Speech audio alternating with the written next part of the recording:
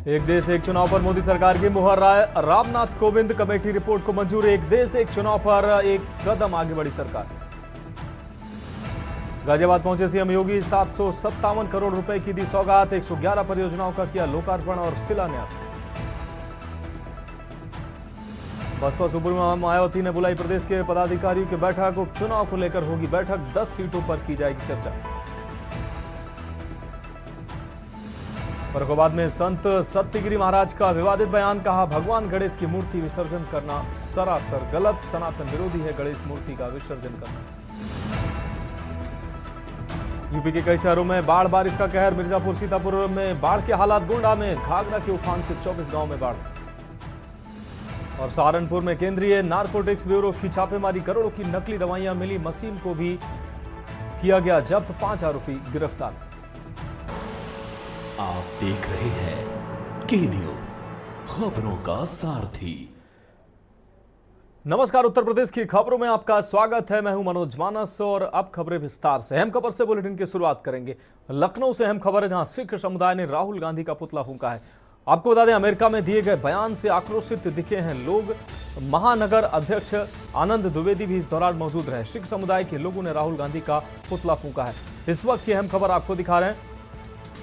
महानगर अध्यक्ष आनंद द्विवेदी इस दौरान मौजूद रहे। सिख समाज ने राहुल गांधी का पुतला फूंका। अमेरिका में दिए गए बयान पर विरोध दर्ज कराते हुए राहुल गांधी का पुतला सिख समाज के द्वारा फूंका गया है। लखनऊ से इस वक्त की अहम खबर। सिख समुदाय ने राहुल गांधी का पुतला फूंका है।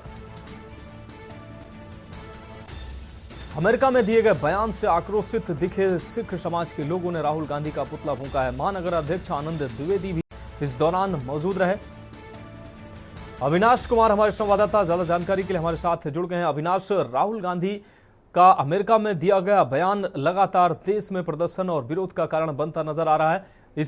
इसी कड़ी में लखनऊ में भी आज सिख समुदाय के लोगों ने राहुल गांधी का पुतला फूंका है और विरोध प्रदर्शन किया है। जी बिल्कुल, देखिए लगातार जिस तरीके से भारतीय जनता पार्टी हो या फिर कांग्रेस लगातार जिस तरीके से बयानबाजियों की बात लगातार जो सियासी है वो कहीं ना कहीं बढ़ी हुई है, जिसको देखते हुए राहुल गांधी के अमेरिका में दिए गए बयान को लेकर सिख समुदाय के बड़ी संख्या में जो है लोगों ने लखनऊ में विधानसभा के बाहर जो है जिस तरीके से आक्रोशित होकर राहुल गांधी का पुतला फूंका साफ और अपनी नाराजगी उन्होंने जाहिर की। जिस तरीके से उन्होंने सिख समुदाय को लेकर जो बयानबाजी की है वो कहीं ना कहीं इस तरीके से लगातार तूल पकड़ रहे, उसको देखते हुए आज ये जो है बड़ा विरोध प्रदर्शन राजधानी लखनऊ के विधानसभा के बाहर देखने को मिला। निश्चित रूप से अविनाश, इस तमाम जानकारी के लिए आपका बहुत बहुत शुक्रिया। तो आपको बता दें कि सिख समुदाय के द्वारा लखनऊ में राहुल गांधी के बयान के खिलाफ प्रदर्शन किया गया और उनका पुतला फूंका गया है।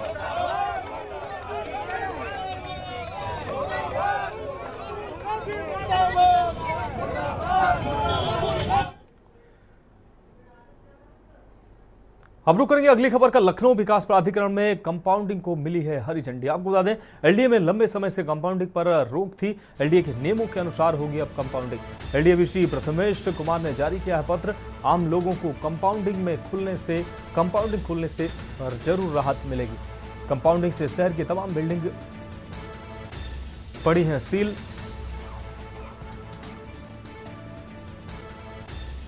तो एलडीए प्रथमेश कुमार ने जारी किया है पत्र। यह अहम खबर आपको दिखा रहे हैं। एलडीए के नियमों के अनुसार होगी अब कंपाउंडिंग।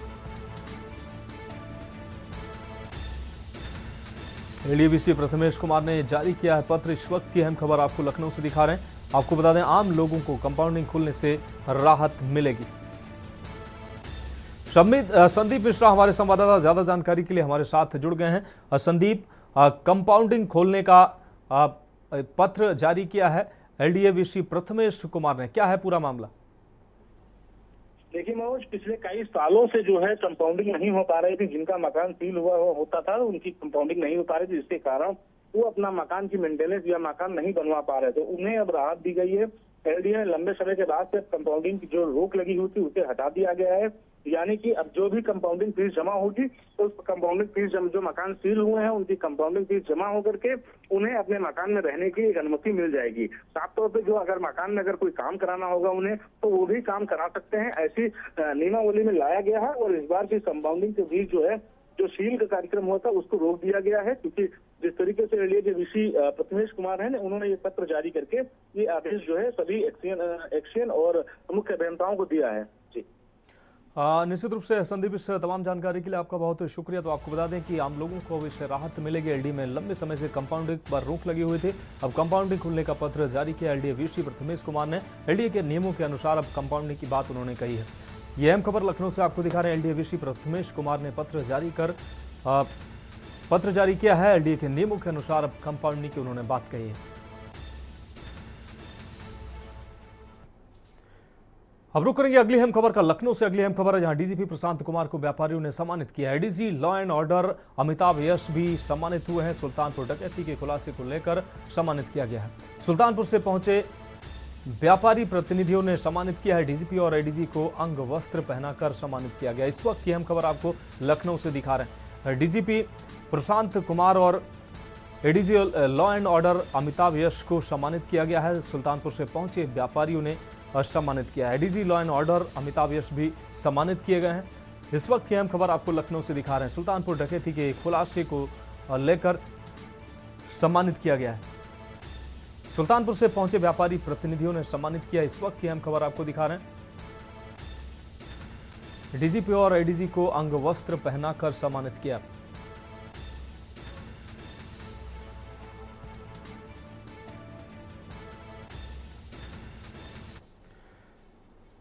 अब रुक करेंगे अगली खबर का। कानपुर से अगली खबर है, जहां बारिश के चलते अलग अलग जगह है कि कच्चे मकान गिरे हैं। बरई गांव में घर गिरने से मां समेत 4 बच्चे दबकर घायल हुए हैं।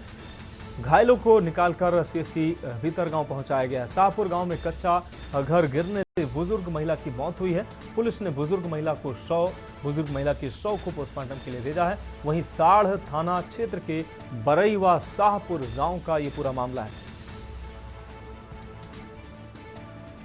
तो कई दिनों से हो रही बरसात के बीच अब कच्चे मकानों का गिरने का सिलसिला लगातार सामने आ रहा है। इस बीच कई लोगों के मकानों के बीच दबकर मरने की भी खबरें सामने आ रही हैं। घायलों को आपको बता दें, कच्चे मकान में दबकर 4 लोग घायल हुए, जिन्हें निकालकर सीएससी भर्ती कराया गया। वहीं एक वृद्ध शाहपुर गांव में कच्चा मकान गिरने से बुजुर्ग महिला की मौत की खबर सामने आ रही है। घायलों को निकालकर सीएससी भीतर गांव पहुंचाया गया है। तो शाहपुर गांव में कच्चा मकान गिरने से बुजुर्ग महिला की मौत हुई है। पुलिस ने बुजुर्ग महिला के शव को पोस्टमार्टम के लिए। इस वक्त की अहम खबर आपको दिखा रहे हैं। साढ़ थाना क्षेत्र के बरई व शाहपुर गांव का मामला है, जहां बरई गांव में कच्चा मकान गिरने से 4 लोग दबकर घायल हो गए, जिन्हें सीएससी भीतर गांव में भर्ती कराया गया है। वहीं शाहपुर में एक बुजुर्ग महिला की दबकर मौत हो गई है। पुलिस ने शव को कब्जे में लेकर पोस्टमार्टम के लिए भेजा है। तो 2 अलग अलग गांवों में ये घटनाएं सामने आई हैं, जहां कच्चा मकान गिरने से हादसा हुआ है। बरई गांव में 4 लोगों के दबने की खबर सामने आई, जहां पर ग्रामीणों की मदद से सभी घायलों को अस्पताल पहुंचाया गया। दबे हुए लोगों को मिट्टी के नीचे से निकालकर उनको अस्पताल पहुंचाया गया। वहीं शाहपुर गांव में एक बुजुर्ग महिला की कच्चे मकान के नीचे दबकर मौत की खबर सामने आई है। 2 अलग अलग गांव में ये घटनाएं सामने आई हैं। आपको बता दें, साढ़ थाना क्षेत्र के बरई व शाहपुर गांव का ये पूरा मामला है। तो कानपुर से अहम खबर आपको दिखा रहे हैं। बारिश के चलते अलग अलग जगह है गिरे हैं कच्चे मकान। इस दौरान एक बुजुर्ग महिला की दबकर मौत हुई है। बरई और शाहपुर गांव में ये हादसे हुए। बरई गांव में कच्चा मकान गिरने से 4 लोग घायल हुए हैं। घायलों को ग्रामीणों की मदद से बाहर निकालकर उनको सीएससी में भर्ती कराया गया। कौस्तुभ मिश्रा हमारे संवाददाता ज्यादा जानकारी के लिए हमारे साथ जुड़ गए हैं। कौस्तुभ, कानपुर में अलग अलग गांव में, शाहपुर और बरई गांव में अलग अलग कच्चे मकान गिरने की घटनाएं सामने आई, जिसमें एक बुजुर्ग की मौत की खबर है। क्या है पूरा मामला? जी बिल्कुल, आपको बता दो कि मूसलाधार मंगलवार रात से हुई मूसलाधार बारिश में जहां एक तरफ लोगों को उमस भरी गर्मी से राहत दी, वहीं ये बारिश आफत बनकर भी आई। साउथ थाना क्षेत्र के बरई व शाहपुर गांव में 2 अलग अलग जगह कच्चे मकान गिर गए। बरई गांव में कच्चा मकान गिरने के दौरान मां समेत 4 बच्चे दबकर घायल हुए। ग्रामीणों ने पुलिस को सूचना देते हुए घायलों को निकलाकर सीएससी पहुंचाया। वहीं शाहपुर गांव में कच्चा मकान गिरने के दौरान बुजुर्ग महिला की मौत हो गई। पुलिस ने ग्रामीणों की मदद से बुजुर्ग महिला के शव को बाहर निकलवाते हुए पोस्टमार्टम के लिए भेजा। दोनों ही परिवारों में कोहराम मचा हुआ। जी निश्चित रूप से कौस्तुभ, इस तमाम जानकारी के लिए आपका बहुत शुक्रिया। तो आपको बता दें कि घायलों को फिलहाल सीएससी में भर्ती कराया गया, जहां उनका इलाज जारी है। वहीं एक बुजुर्ग महिला की कच्चे मकान के नीचे गिर दबकर उसकी मौत हुई है। तो खबरों में वक्त एक ब्रेक का है, जल्द हाजिर होंगे।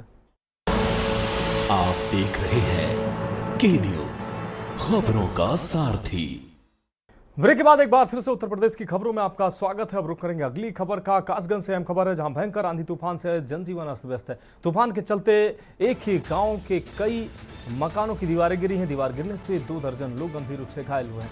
मौके पर पहुंची पुलिस ने रेस्क्यू कर सभी घायलों को बाहर निकाला है और एम्बुलेंस से सभी घायलों को अस्पताल पहुंचाया है।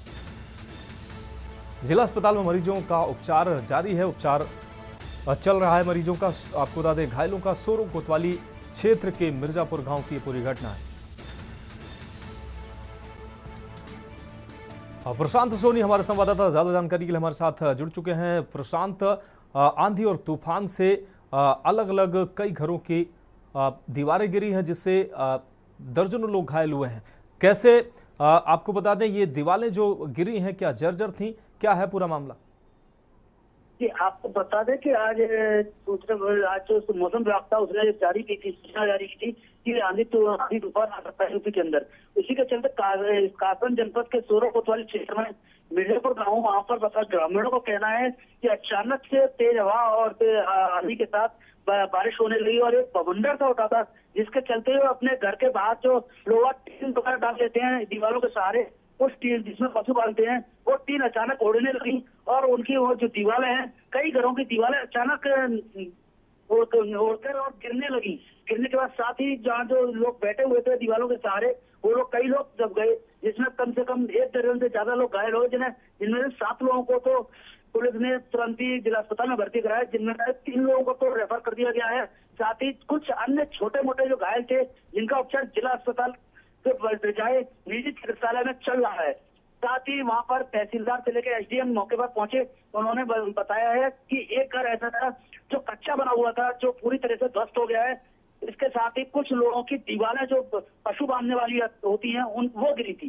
जी निश्चित रूप से प्रशांत, इस तमाम जानकारी के लिए आपका बहुत शुक्रिया। आप नजर बनाए रखिए, आगे भी हम आपसे अपडेट लेंगे। तो दीवारें गिरने से 2 दर्जन से ज्यादा लोग घायल हुए हैं। भीषण आंधी और तूफान में ये कई घरों की दीवारें गिरी हैं। भयंकर आंधी तूफान से जनजीवन अस्त व्यस्त नजर आ रहा है। तूफान के चलते एक ही गांव के कई मकानों की दीवारें गिरी। तूफान आंधी तूफान आया था, बारिश आई थी बहुत भयंकर। क्या हुआ फिर उसके बाद? उसके बाद में ये हुआ, आंधी तूफान में मेरी मौत मतलब चोटें लग गई, आदमी की मकान गिर गए, टीन गिर गई, बहुत चोटें आई। कितनी दीवारें गिरी हैं करीब? मेरी गिर गई दीवार की क्या गिनती है, हम तो अपने मरीज लेकर लगभग कितने लोग घायल हुए हैं? कम से कम हमको 15-20 तो आराम से होंगे, 15-20।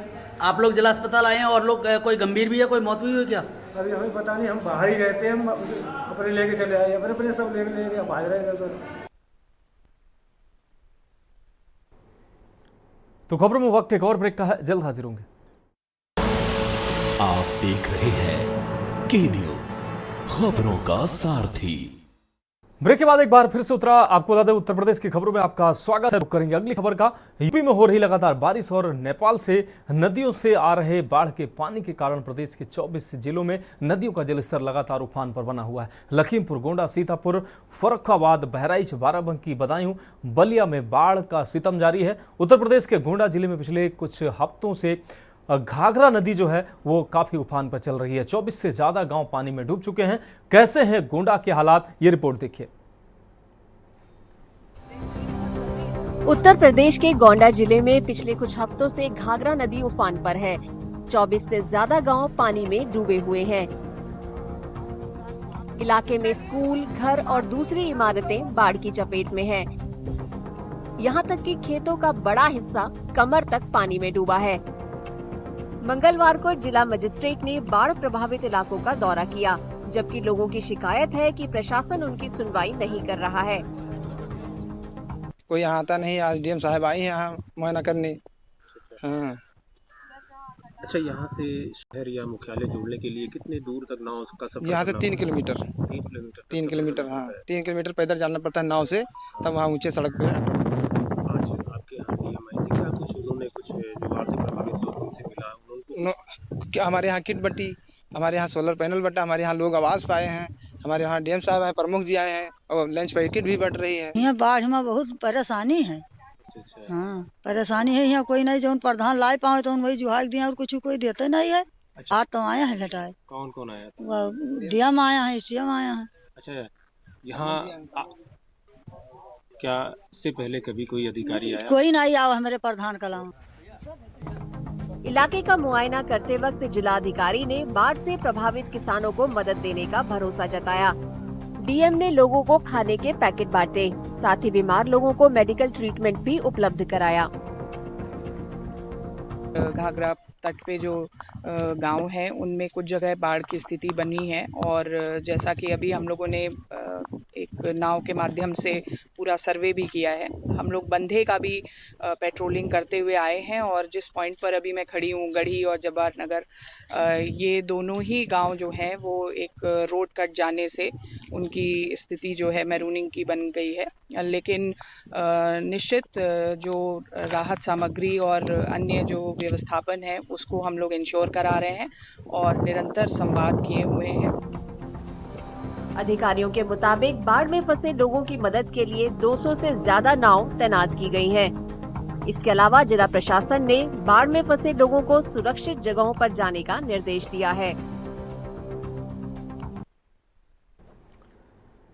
अब रुक करेंगे अगली खबर का। रायबरेली बहराइच के बाद अब रायबरेली में, आपको बता दें रायबरेली से एक खबर है जहां बहराइच के बाद अब रायबरेली में भी सीआर का आतंक शुरू हो चुका है।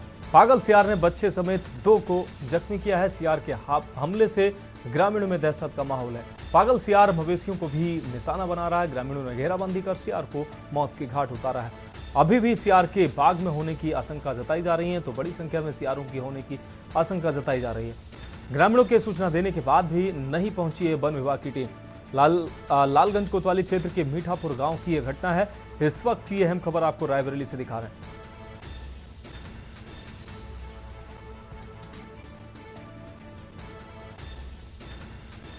तो ग्रामीणों ने सीआर को घेर कर मौत के घाट उतारा है। आपको बता दें कि बहराइच के बाद अब रायबरेली में भी सीआर के हमले जारी हैं। बहराइच के बाद अब सीआर का आतंक रायबरेली में भी जारी है। पागल सीआर ने बच्चों को घायल किया है। केशवानंद शुक्ला हमारे संवाददाता ज्यादा जानकारी के लिए हमारे साथ जुड़ गए हैं। केशवानंद, बहराइच के बाद अब रायबरेली में भी सीआर और भेड़ियों का आतंक शुरू हो गया है। कई लोगों के घायल होने की, कई मासूम बच्चों के घायल होने की खबर सामने आ रही है। क्या है पूरी खबर? बिल्कुल आपको बता दें, मानो लालगंज कोतवाली क्षेत्र के मीठापुर गांव में देखा जा रहा है कि जो है अब सीआर का आतंक देखने को मिला, जिसके चलते जो है पागल सीआर ने 2 बच्चों को घायल कर दिया है। वहीं उन बच्चों का इलाज जारी है। वहीं ग्रामीणों में देखा जाए तो दहशत का माहौल देखा जा रहा है। वहीं वन विभाग की टीम मौके पर पहुंच के पूरे गांव में रेस्क्यू ऑपरेशन चलाए ताकि सीआर को पकड़ा जा सके। तो इससे पहले ग्रामीणों ने जो एक सीआर को मार दिया है। वहीं अभी और भी सीआर गाँव में होने की आशंका जताई जा रही है। माना केशवानंद, अगर बात की जाए, आप इस बात की पुष्टि हुई है कि वहां पर जो ये लोग घायल हुए हैं, ये भेड़िए और इन्हीं के सीआर के हमले से ही घायल हुए। एक सीआर को, जैसा कि खबर में जानकारी आ रही है कि लोगों ने घेर कर मारा भी है। बिल्कुल मानस, आपको बता दें ग्रामीणों का जो आरोप है कि सीआर के द्वारा जो है उनके जो 2 बच्चे हैं उनको घायल किया गया है। बताया जा रहा है ये जो सीआर था वो पागल हो गया था, जो कि गाँव के लोगों को काट रहा था। वहीं जो बच्चे थे उन्हें भी काटा गया। तो ग्रामीणों के द्वारा सीआर को मार दिया गया और भी सीआर वहाँ गाँव में होने की आशंका जताई जा रही है और वन विभाग की टीम लगातार रेस्क्यू ऑपरेशन उस गाँव में अभी भी कर रही है। हाँ केशवानंद, इससे तमाम जानकारी के लिए आपका बहुत शुक्रिया। तो आपको बता दें कि बहराइच के बाद अब रायबरेली में भी सीआर के हमलों का आतंक जारी है। कई मासूमों को सीआर ने निशाना बनाया। हालांकि पागल सीआर को ग्रामीणों ने घेर कर उसको मौत के घाट उतार दिया है। तो रायबरेली से यह अहम खबर आपको दिखा रहे थे। बहराइच के बाद अब रायबरेली में भी सीआर के हमलों का आतंक शुरू हो चुका है। अब बात करेंगे अगली अहम खबर की। पीलीभीत से अगली अहम खबर है जहां सीआर के हमले से बच्चा घायल हुआ। घर के बाहर खेल रहा 3 वर्षीय मासूम घायल हुआ है। घायल को अस्पताल में भर्ती कराया गया है। घायल बच्चा अस्पताल में भर्ती कराया गया। मौके पर पहुंची वन विभाग की टीम। देवरिया रेंज के किशनपुर गांव का यह पूरा मामला है। तो पीलीभीत में भी सीआर के हमले का आतंक देखने को मिला है। मौके पर पहुंची वन विभाग की टीम। घर के बाहर खेल रहा था 3 वर्षीय मासूम। इस दौरान सीआर के हमले से गंभीर रूप से घायल हो गया। घायल बच्चे को अस्पताल में भर्ती कराया गया, जहां उसका इलाज चल रहा है। तो पीलीभीत में भी सीआर की उपस्थिति पाई गई है। मौके पर वन विभाग की टीम पहुंची है। देवरिया रेंज के किशनपुर गांव का यह पूरा मामला है। राहुल शर्मा हमारे संवाददाता ज्यादा जानकारी के लिए हमारे साथ पीलीभीत से जुड़ चुके हैं। राहुल, कई जनपदों के बाद अब पीलीभीत में भी सीआर और भेड़ी के हमले की खबर सामने आ रही है। 3 वर्षीय मासूम पर सीआर ने हमला किया है, क्या है पूरा मामला? मनोज जी, आपको बताना चाहेंगे, पीलीभीत में सीआर के हमले से 3 वर्षीय बच्चे की हालत जख्मी है और उसे जिला अस्पताल में भर्ती कराया है। घर के बाहर खेल रहा था बच्चा। ये कोई पीलीभीत में कोई पहली घटना नहीं है। कई जगह भी पीलीभीत के गाँव में सीआर के हमले हुए हैं, मगर जो यहाँ की वन विभाग की बात की जाए तो वन जंगल से सटे गांव किशनपुर में जंगल से 500 मीटर दूर पे गांव पड़ता है, वहां पर सीआर ने हमला किया। पूर्व में अभी 2 दिन पूर्व में हिम्मतपुर गांव में 2 लोगों को सीआर ने अपना हमला किया, वो भी गंभीर रूप से घायल हुए। उनका भी इलाज चल रहा है। एक बच्चे की हालत में सुधार पाया गया है और इनका इलाज चल रहा है। पर उन्होंने ये भी बताया वन विभाग को सूचना दी गई है, मगर वन विभाग मौके पे पहुंचा, जांच पड़ताल में बताया। जी मनोज। निश्चित रूप से राहुल, इस तमाम जानकारी के लिए आपका बहुत शुक्रिया। तो आपको बता दें कि पीलीभीत में भी सीआर के हमले देखने को मिले हैं। मासूम को निशाना बनाया सीआर ने। 3 वर्षीय मासूम को सीआर ने निशाना बनाया है।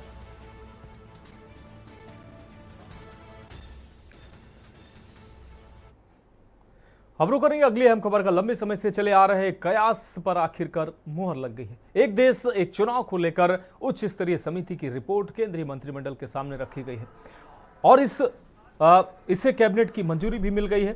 कहा जा रहा है कि सरकार आगामी शीतकालीन सत्र में इसे पेश कर सकती है। पूर्व राष्ट्रपति रामनाथ कोविंद की अध्यक्षता वाली समिति ने लोकसभा चुनाव के ऐलान से पहले मार्च में यह रिपोर्ट पेश की थी। कैबिनेट के सामने रिपोर्ट पेश करना विधि मंत्रालय के 100 दिवसीय एजेंडे का हिस्सा था।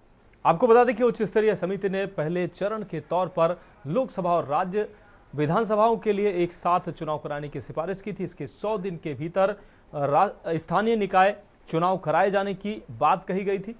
समिति ने सिफारिशों के क्रियान्वयन पर विचार करने के लिए एक कार्यान्वयन समूह के गठन का भी प्रस्ताव रखा था। समिति के मुताबिक एक साथ चुनाव कराने से संसाधनों की बचत होगी, विकास और सामाजिक सामंजस्य को बढ़ावा मिलेगा, लोकतांत्रिक ढांचे की नींव मजबूत होगी। इससे इंडिया जो भारत है उसकी आकांक्षाओं को साकार करने में मदद मिलेगी।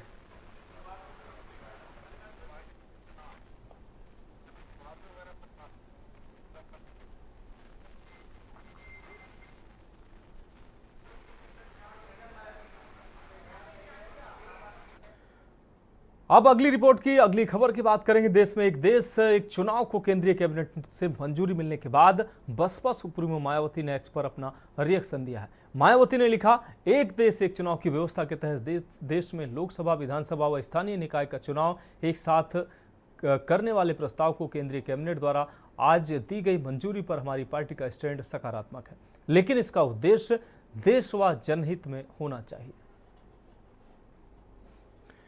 तो एक्स पर पोस्ट के माध्यम से मायावती ने एक देश एक कानून की जो व्यवस्था लागू होने वाली है, कैबिनेट की मंजूरी इस पर मिल गई है, इस पर सकारात्मक, मायावती ने इसको सकारात्मक बताया है।